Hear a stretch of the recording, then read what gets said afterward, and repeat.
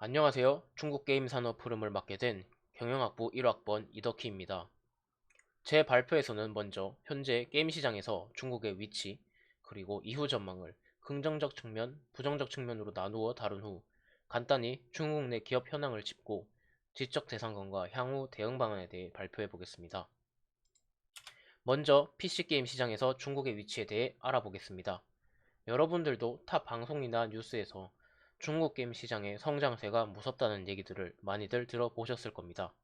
실제로 그래프에서 보다시피 아시아 태평양 지역이 북미 지역을 넘어서서 세계 1위 규모임을 확인할 수 있는데요. 이러한 아시아 태평양 지역의 약진에는 중국의 성장세가 가장 큰 영향을 미쳤습니다. 현 PPT에는 2019년 자료가 들어가 있지만 자료 조사를 하는 과정에서 2017년부터 중국과 미국이 게임 시장 1위를 다투어온 것을 확인할 수 있었고, 현재 중국이 게임 시장에서 차지하는 규모는 세계 1위 수준임을 분명히 확인할 수 있었습니다. 이러한 중국의 성장세에는 텐센트라는 기업을 결코 빼놓을 수 없습니다. 텐센트는 액티비전 블리자드, EA 등 유명한 게임 회사의 규모를 뛰어넘는 초거대 기업인데요. 텐센트의 경우 산하 스튜디오를 통한 직접적인 게임 개발보다는 자본 투자를 통해 영향력을 행사하는 경우가 많다는 점이 여타 게임 기업들과 크게 다른 점입니다. 텐센트의 자본 투자에 대해 잠깐 알아보겠습니다. 게임에 관심이 있으신 분들은 눈에 익숙한 로고들일 텐데요. 텐센트의 경우 현재 주목할 만한 활동을 보여주는 대부분의 스튜디오에 자본 투자를 하는 모습을 보여주고 있습니다. 간단히 설명하고 넘어가자면 패스 오브 엑자일의 경우 디아블로의 정신적 후속작으로 기대를 모았었고, 실제로도 훌륭한 타격감을 보여주며 출시 초기 20만 명의 동접자를 보여주었죠. 이러한 패스 오브 엑자일의 제작사인 그라인딩 게임즈의 80% 지분을 소유하고 있습니다. 또한 라이엇의 경우 이미 인수를 마쳤습니다. 라이엇은 제가 다른 설명을 덧붙이지 않더라도 다들 아실 거라 생각합니다. 리그 오브 레전드의 제작사죠. 슈퍼셀의 경우 84%의 지분을 소유 중인데, 저희 고등학생 시절 인기를 끌었던 클래시 오브 클랜과 요즘 어린 친구들에게 인기를 끌고 있는 브롤스타즈의 제작사입니다. 포트나이트 등과 가장 대중적인 엔진 중 하나인 온리얼 엔진의 제작사인 에픽게임즈에도 40%의 지분을 소유하고 있음을 확인할 수 있었습니다.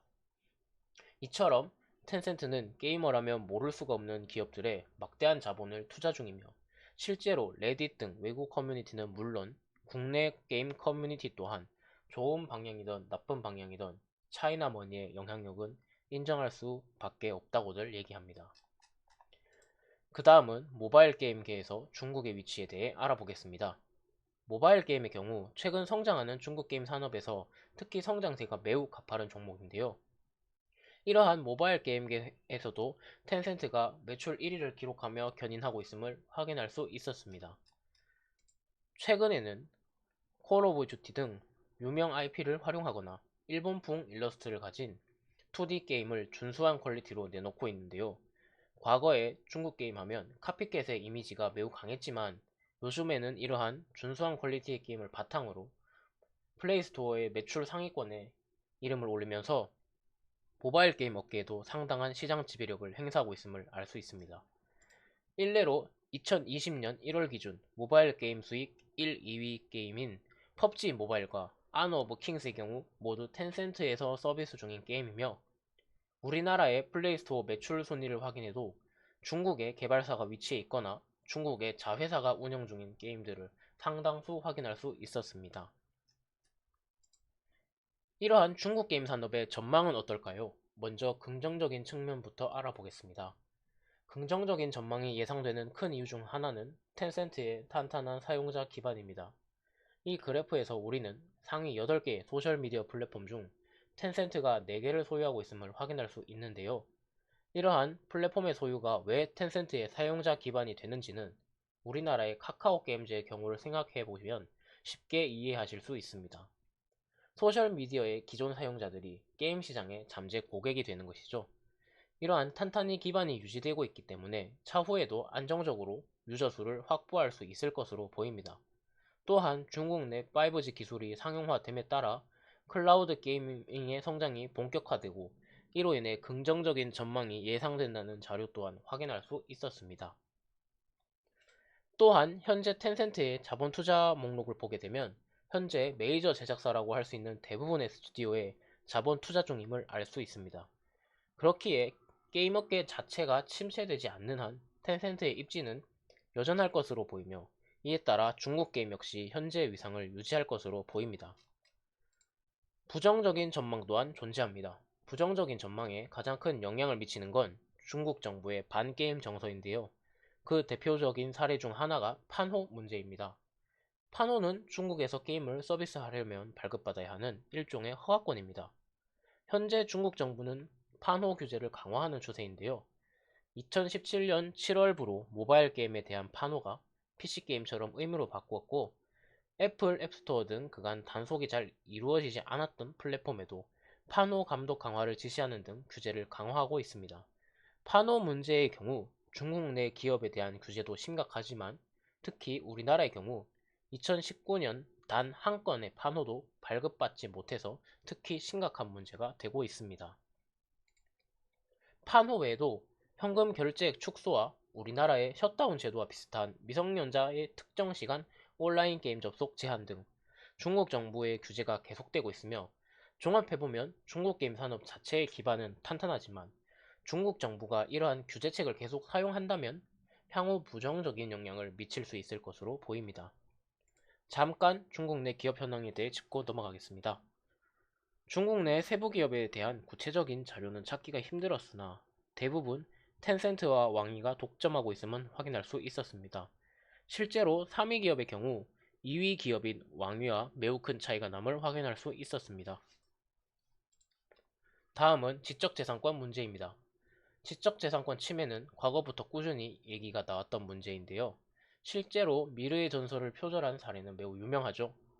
이러한 지적재산권 문제의 경우 IP 침해는 물론 심하면 게임을 복제하여 서비스하는 경우까지 존재하지만, 배상금을 받더라도 IP 침해로 받은 손실을 모두 보상받기는 힘든 것이 그간 현실이었습니다. 그나마 다행인 것은 이러한 지적재산권에 대한 인식이 과거보다 호전되고 있다는 건데요. 실제로 텐센트의 경우 카피가 아닌 자본 투자를 통해 정당한 방법으로 국내 게임 시장에 진출하고 있음을 확인할 수 있었으며, 중국 정부 역시 꾸준히 지적재산권 문제 해결을 위해 관련된 법안들을 마련하고 있습니다. 실제 지재권 관련 분쟁 역시 외국 기업의 승소율은 80% 수준이며 점진적으로 지적재산권에 대한 인식이 나아짐을 확인할 수 있었습니다. 마지막 장은 중국의 게임 시장에 대한 국내 게임 업계의 대응입니다. 아까 자료에서도 볼 수 있다시피 19년 기준 판호를 획득한 국내 게임은 단 한 건도 없었으며, 이로 인해 가장 큰 시장인 중국 시장 진출이 매우 힘든 현실입니다. 이러한 판호 문제에 국내 개발사들은 중국 개발사의 IP 활용 권한을 부여하여 중국 게임으로 판호를 받거나 해외 자회사를 통해 판호를 얻는 우회 전략을 수행해 왔습니다.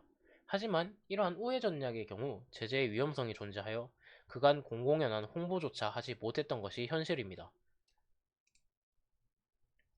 하지만 판호 문제의 경우 중국 정부의 게임에 대한 부정적인 입장과 우리나라와의 외교적인 관계 등이 복잡하게 얽혀 있어서 게임 업계에서 당장은 대응하기 힘든 것이 현실입니다. 그래서 저는 IP라는 해답을 제시하고 싶습니다. IP에 대한 모범적인 사례는 일본인데요. 중국 내 유통된 2차원 게임의 IP는 대부분 일본이 차지하고 있습니다. 우리나라는 5% 수준으로 매우 저조한 편이죠. 판호 문제가 언제 해결될지 알 수 없다면 우리나라도 일본처럼 탄탄한 IP를 구축하여 게임 자체가 아닌 IP를 더 많이 수출하는 전략을 구사할 필요가 있어 보입니다. 이상으로 중국 게임 산업 흐름의 발표를 맡은 이덕희였습니다. 감사합니다.